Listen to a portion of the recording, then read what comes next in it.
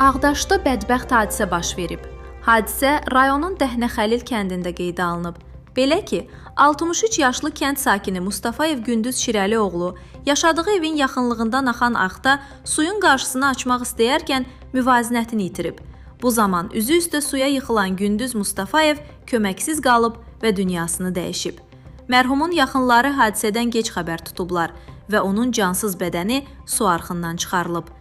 Hadisə yerinə rayonun hüquq mühafizə orqanı əməkdaşları cəlb olunub.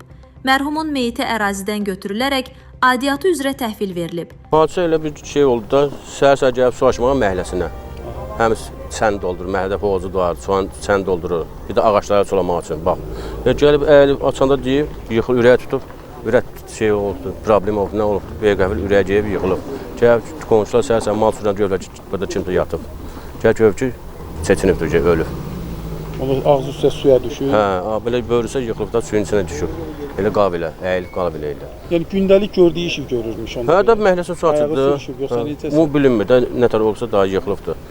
Özü kəndin ustası idi, hamı işini görən idi, sakit adam idi, içən də ölüydü, çəkən də ölüydü.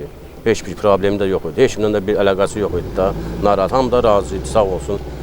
Kim nə işdirsə gəlib görürdü, nağdı, nisiyə, pulunu aldı, verdi, söhbət yox idi. Ailəlik də? Hə, ailəlidir, bəli. 2 qızı var, bir oğlu var. Qızlar başda ərdədir. Oğul da qızların yanında da elə orada işləyirdi oralarda. Yəni burada yoldaşının ikisi idi. Hazırda faktla bağlı Ağdaş rayon prokurorluğunda araşdırma aparılır.